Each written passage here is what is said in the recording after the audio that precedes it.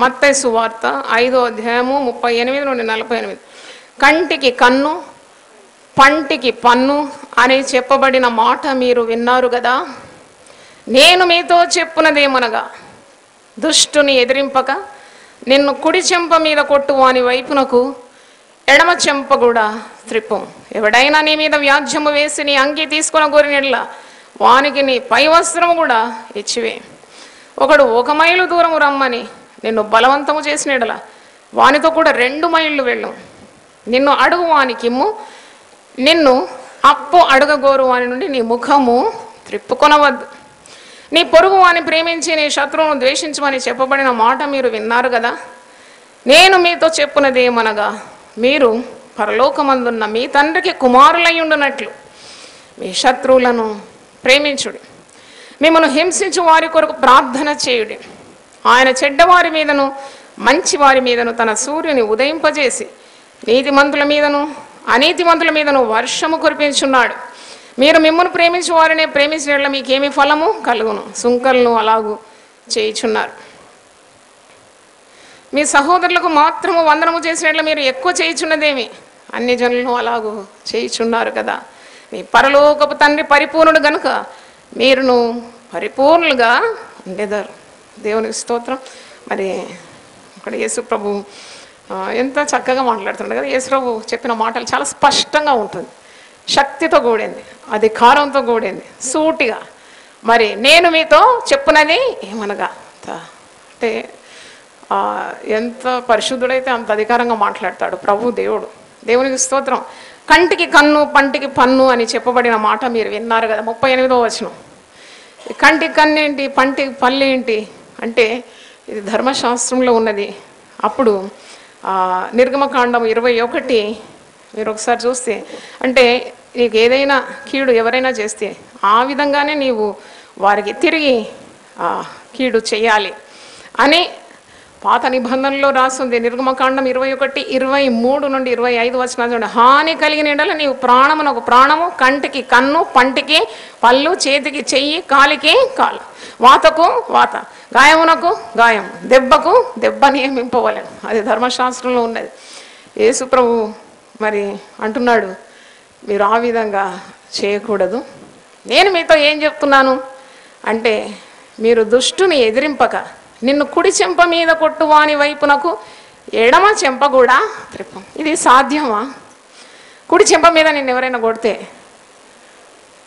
నువ్వు దేవుని బిడ్డగా ఎడమ చెంప కూడా త్రిప్పగలుగుతున్నావా? మరి యేసు ప్రభు ఈ మాట అన్నాడు అంటే, కీడుకు ప్రతి కీడు నువ్వు చేయకూడదు. ప్రతీకారం చేయడం నీ పని కాదు, అది దేవుని పని. పగ తీర్చట ఆయన పని. నీ వ్యాజ్యం ఆయనకు అప్పగించు. నువ్వు సాత్వికునిగా ఉండు, నువ్వు దుష్టుని ఎదిరింపకు, నువ్వు తగ్గించుకో, దేవుడు నీ పక్షమందున్నాడు అని అర్థమవుతుంది. కానీ కుడి చెంప మీద కొడితే ఎడమ చెంప అంటే దేవునికి ఘనత వచ్చే రీతిగా ప్రభువు ప్రవర్తించినట్లు మనం ఇక్కడ చూస్తున్నాము. యోహాను సువార్త 18వ అధ్యాయంలో 18, 19 నుండి 24 ఇక్కడ ప్రధాన యాజకుని ఎదుట యేసు ప్రభు ఉన్నాడు. ప్రధాన యాజకుడు ఆయన శిష్యులను గురించి, ఆయన బోధన గురించి యేసును అడుగుతూ ఉన్నాడు. అంటే సిలువ శ్రమలు సహిస్తున్న వేళలో యేసు ప్రభు ఏ విధంగా, how he reacted to one situation.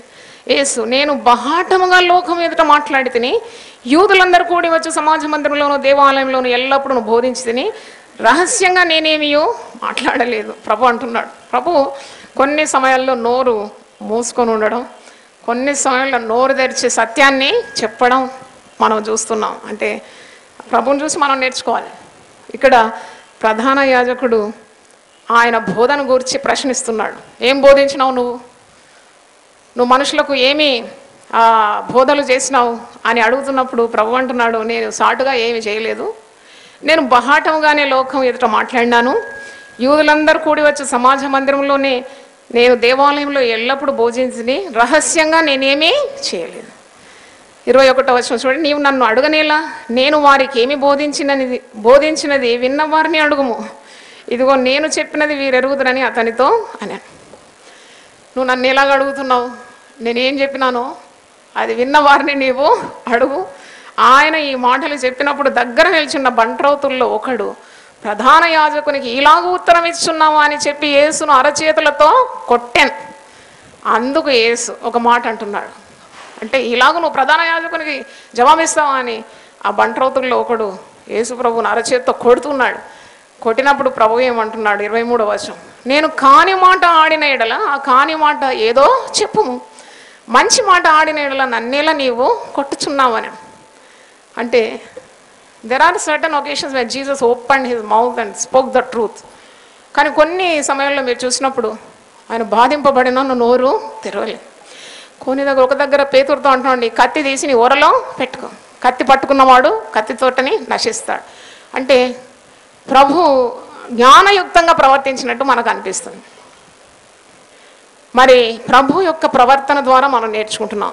ధైర్యం ఉంటే నోరు విప్పి కొద్దిగా సత్యం మాట్లాడగా, దేవుని భయం ఉండాలి. ప్రభువు చెప్పిన మాటల ప్రకారం మన జీవితాలు కట్టుకోవాలి. కాబట్టి ప్రార్థన చేసి ప్రభువుకు వదిలిపెట్టాలి. దేవుని కృప మన కుటుంబాల మీద తప్పకుండా ఉంటుందని మనం నేర్చుకోవాలి. తిరిగి మత్తయి సువార్తకు రండి, 5వ అధ్యాయం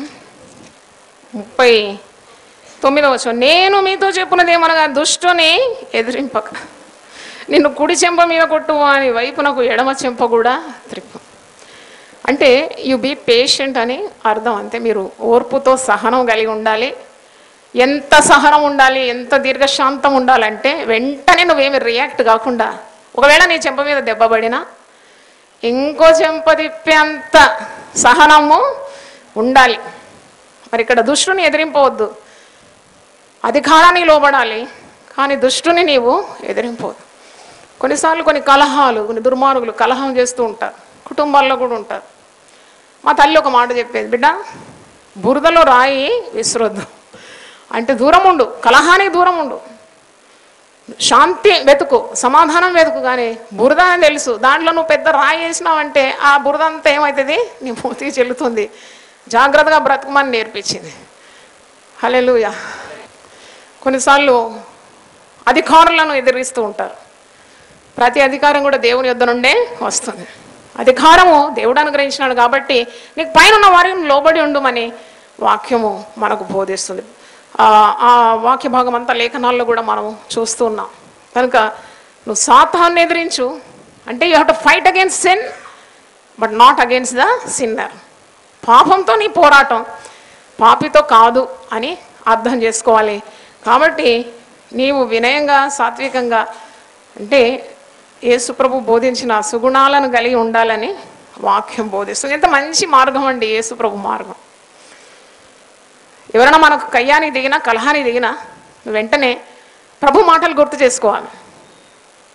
దేవుని మాటలు మనకు పునాదిగా ఉంది కాబట్టి మనం ఎక్కడ కూడా చిక్కుల్లో ఇరుక్కోం, మన పాదాలు తొట్టిల్లకుండా కాపాడబడుతుంది. కొన్నిసార్లు లేనిపోని జగడంలో మనుషులు పాల్గొంటూ ఉంటారు. అంటే ఇక్కడ మనకు ప్రభు బోధిస్తున్నాడు, జాగ్రత్తగా బ్రతకాలి, తెలివి కలిగి ఉండాలి, నీవు సాత్వికమైన హృదయంతో ఉండాలి. కొండ మీద ప్రసంగంలో ధన్యతలు మనం చూసిన సాత్వికులు ధన్యులు, వారు భూలోకమును స్వతంత్రించుకుంటారు. 40వ వచనం చూడండి, ఎవడైనా నీ మీద వ్యాజ్యం చేసి నీ అంగీ తీసుకొని కోరిన ఎడల వారికి నీ పై వస్త్రము కూడా ఇచ్చివేయం. ఈ అంగీ తీసుకోవడం గురించి నిర్గమకాండంలో ఉంది. వారు అంగీ కుదువబెట్టి, అంటే ఎవరికైనా సొమ్ము వడ్డీకి ఇవ్వడం కానీ డబ్బు అప్పు ఇవ్వడం కానీ చేసినప్పుడు అంగీలు తీసుకునేవారట.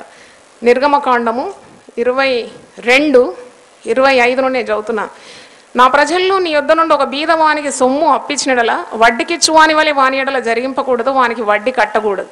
నీవెవడైనా నీ పొరుగు వాని వస్త్రమును కుదువగా తీసుకునేడల సూర్యుడు అస్తమించు వేళకు అది వానికి మరల అప్పగించు. వాడు కప్పుకున్నది అదే, అది వాని దేహమునకు వస్త్రము.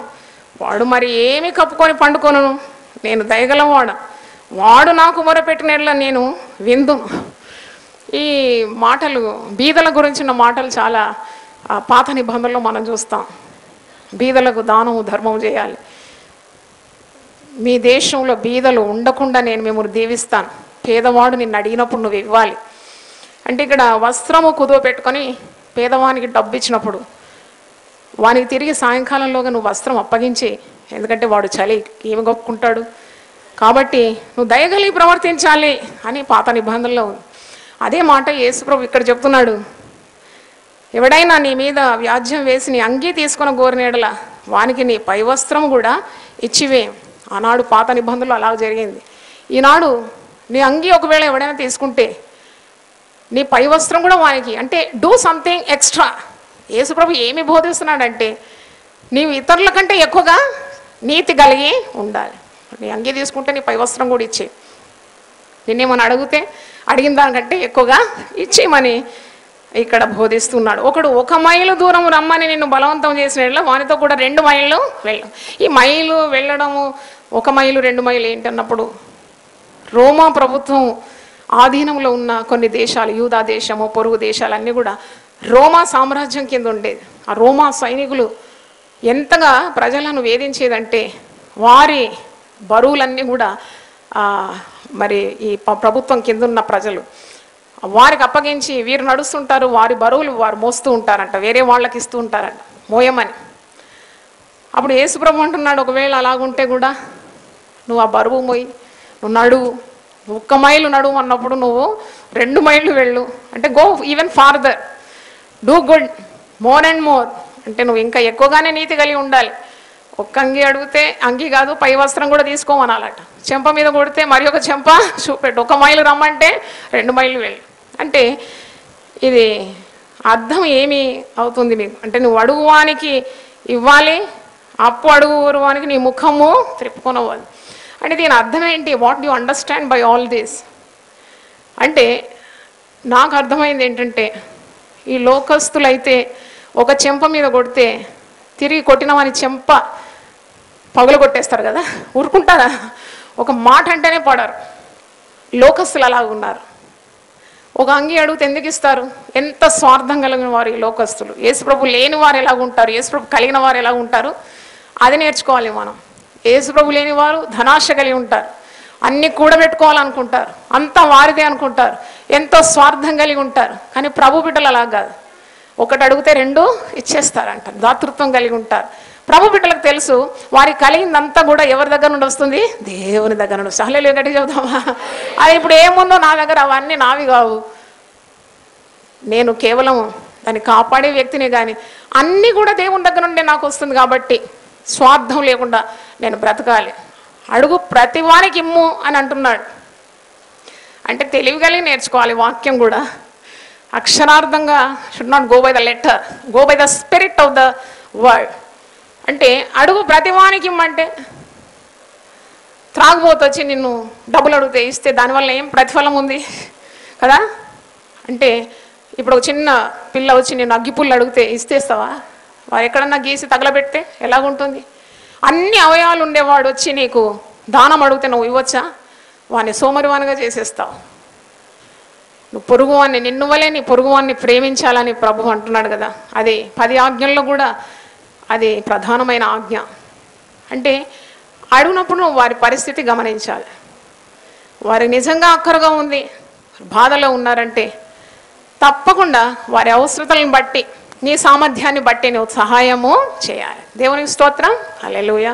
కనుక కొన్నిసార్లు రక్త సంబంధుల ముఖం తిప్పేస్తారు.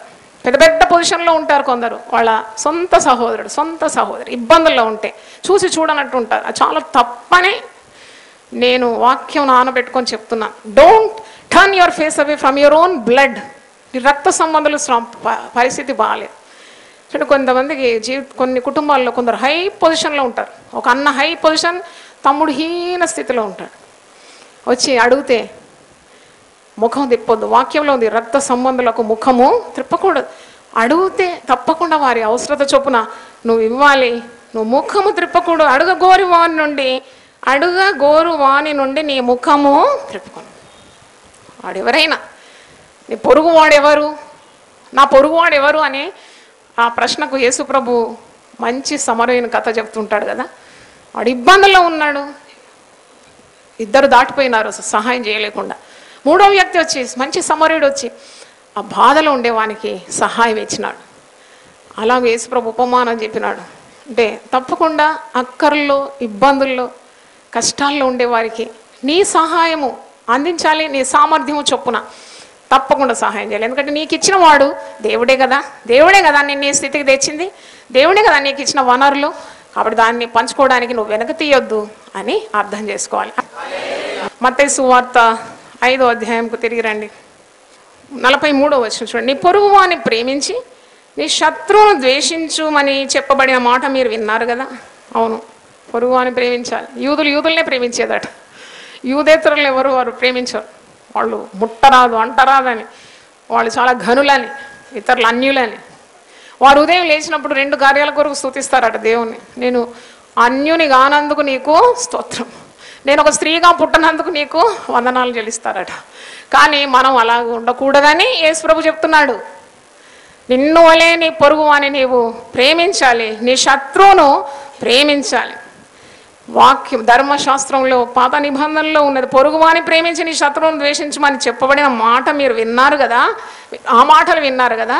నేను మీతో చెప్పినది ఏమనగా, నేను మీతో చెప్తున్నాను, మీరు పరలోకమందున్న మీ తండ్రికి కుమారులై ఉండునట్లు మీ శత్రువులను ప్రేమించండి, మిమ్మల్ని హింసించు వారి కొరకు ప్రార్థన చేయండి. యేసుప్రభు చెప్పిన గొప్ప మాటల్లో చాలా ప్రశస్తమైన మాట, ఇంత మంచి మాట అండి.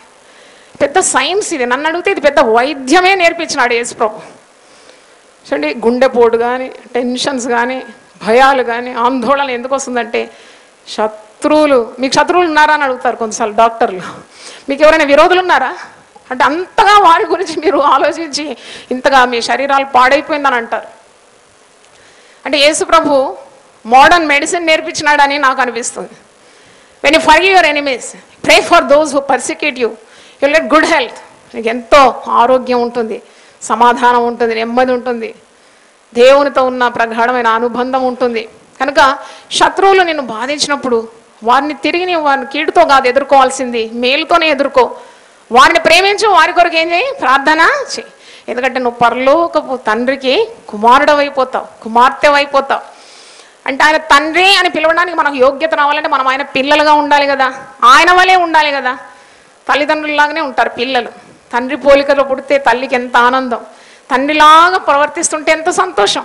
కంటే పరలోకపు తండ్రి వలె నువ్వు ప్రవర్తించాలి. ఎందుకంటే నువ్వు పరలోకపు తండ్రి సంతానమై ఉన్నావు.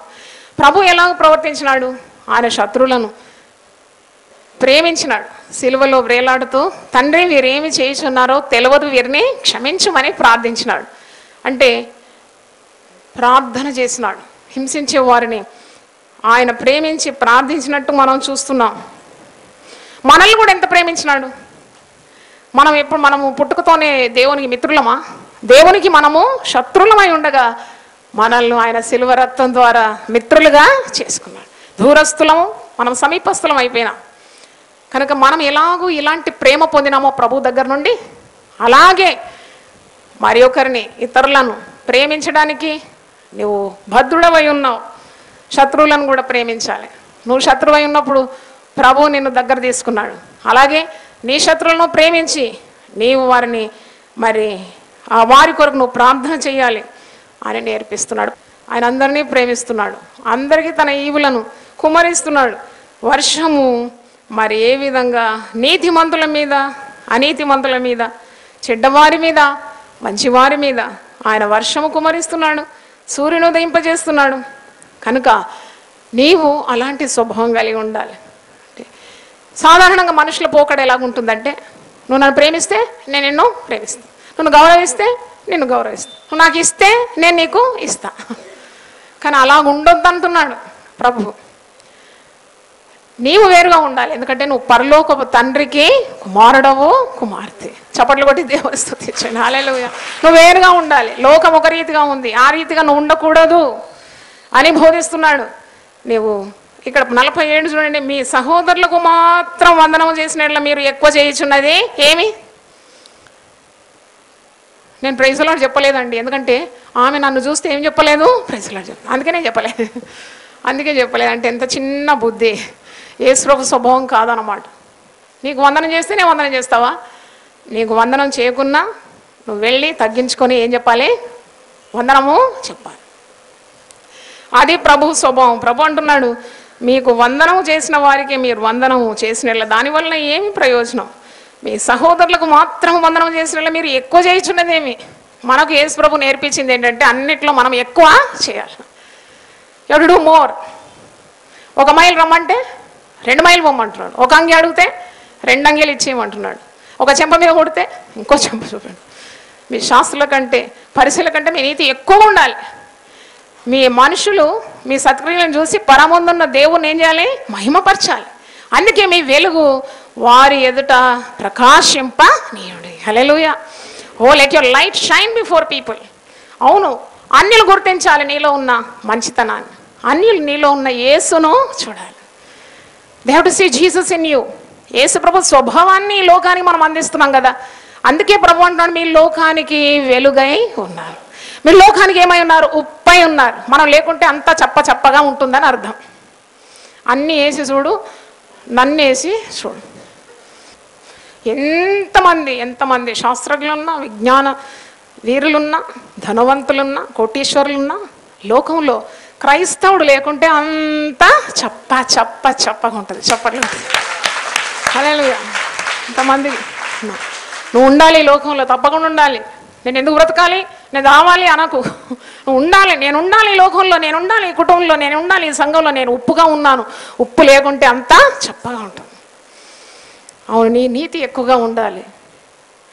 నీ పోకడ చాలా ప్రభావితంగా ఉండాలి. నీవు మరి ప్రభు మాటల మీద నీవు నీ జీవితాన్ని కట్టుకోవాలి అంటున్నాడు. మీ సహోదరులకు మాత్రం వందనం చేసిన మీరు ఎక్కువ చేయనది ఏమి? నువ్వు ఎక్కువ ఏం చేస్తున్నావు? నువ్వు ఎక్కువ చేయాలన్నమాట. ఎక్కువ చేయాలి. యోహాను సువార్త 14:23లో ఒక మాట చూడండి. 14:23 జాన్ 14:23 ఒక్కడు నన్ను ప్రేమించిన వాడు నా మాట గైకొను. దేవుని ప్రేమిస్తున్నానంటే కాదు, దేవుని ప్రేమిస్తున్నావంటే దాని అర్థం ఏంటంటే నువ్వు దేవుని మాటలను గైకొంటున్నావు. ఒకడు నన్ను ప్రేమించిన వాడు నా మాట గైకొను, అప్పుడు నా తండ్రి వానిని ప్రేమించును, మేము వాని యొద్దకు వచ్చి వాని యొద్ద నివాసము చేతుము. హల్లెలూయా. నువ్వు దేవుని మాట వింటే దేవుడే నీ దగ్గరకు వచ్చేస్తాడు. దేవుని మాట వింటే తండ్రి నీ దగ్గర ఉంటాడు. తండ్రి, కుమార, పరిశుద్ధాత్ముడు నీతోనే నివసిస్తాడు. నువ్వు దేవుని ప్రేమిస్తున్నావు అని దేవుని మాట వినకుంటే ఎలాగూ? నువ్వు దేవుని ప్రేమిస్తే ఆయన మాటలు వినాలి. హల్లెలూయా. మరి ఇక్కడ చూడండి, మత్తయి 5:47 మీ సహోదరులకు మాత్రము వందనము చేసిన మీరు ఎక్కువ చేయుచున్నదేమి? అన్యజనులను అలాగూ చేయుచున్నారు కదా. మీకు వారికి ఏమున్నది? వ్యత్యాసం ఏమున్నది? అన్యజనులు కూడా నరహత్య చేయడం లేదు. చాలామంది చాలా పట్టుదలతో పూజలు పునస్కారాలు చేసి పవిత్రంగా ఉన్నారు. వ్యభిచారం చేయడం లేదు, దొంగతనం చేయడం లేదు, చాలా నిష్ఠతో ఉన్నారు. వారు ఉన్నారు. అలా వారికి నీకేం వ్యత్యాసం ఉన్నది? నువ్వు తప్పకుండా యేసు నీలో ఉన్నాడని లోకం తెలుసుకునే రీతిగా బ్రతకాలి. దేవునికి స్తోత్రం. హల్లెలూయా. అన్యజనులు చేసినట్టే కాదు నువ్వు చేయడం, అంతకంటే ఎక్కువగా చేయాలి. నువ్వు ప్రభు బిడ్డవు. మరి 48 చూడండి, పరలోకపు తండ్రి పరిపూర్ణుడు గనుక మీరును పరిపూర్ణులుగా ఉండేదారు. నేను ఈ మాట చదివినప్పుడు పరిపూర్ణంగా ఉండడం సాధ్యమా? Is it possible to live a perfect life? వెంటనే పరిశుద్ధాత్ముడు నాకు బోధిస్తున్నాడు, డెఫినెట్లీ ఇట్ ఈస్ పాసిబుల్. దేవునికి స్తోత్రం. How it is possible? అది ఎలా సాధ్యం?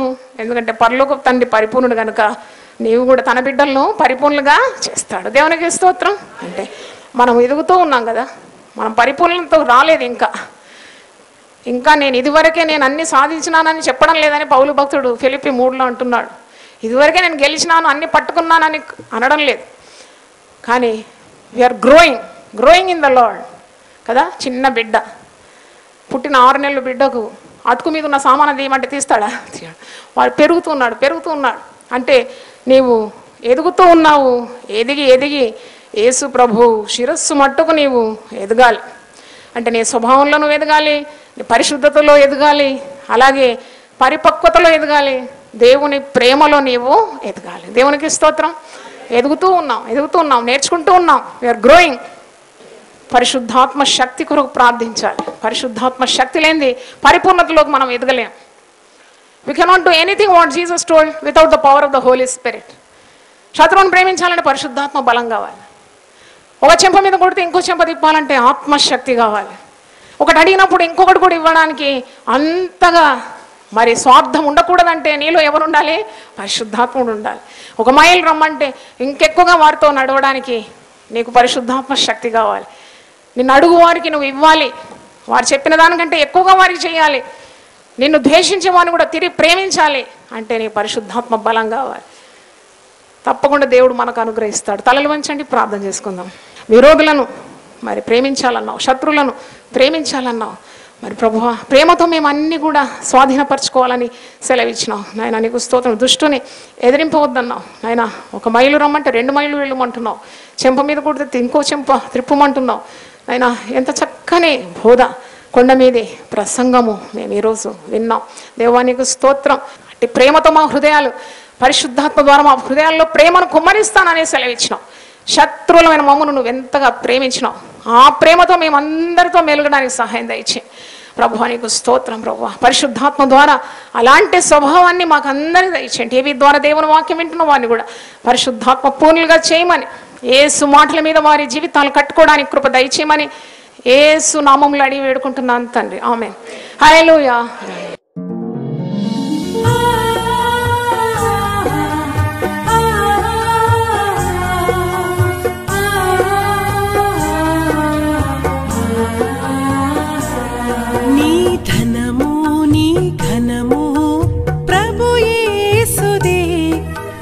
దశమా భాగము నీయ వెనుదీతువా.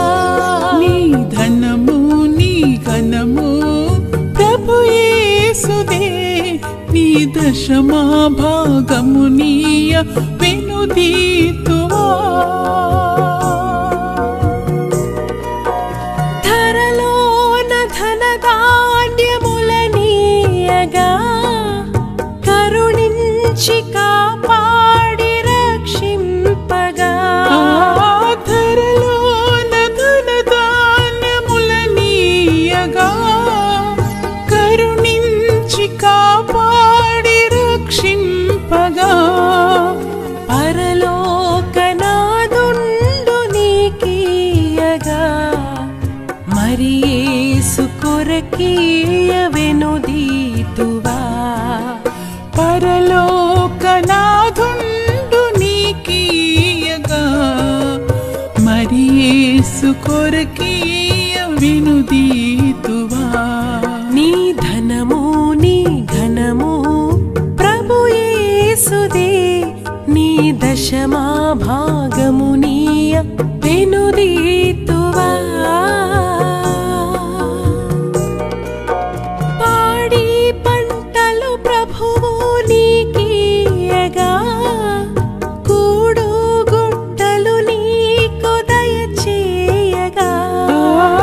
పాడి పంటలు ప్రభు నీకీయగా కూడు గుట్టలు నీకు దయచేయగా.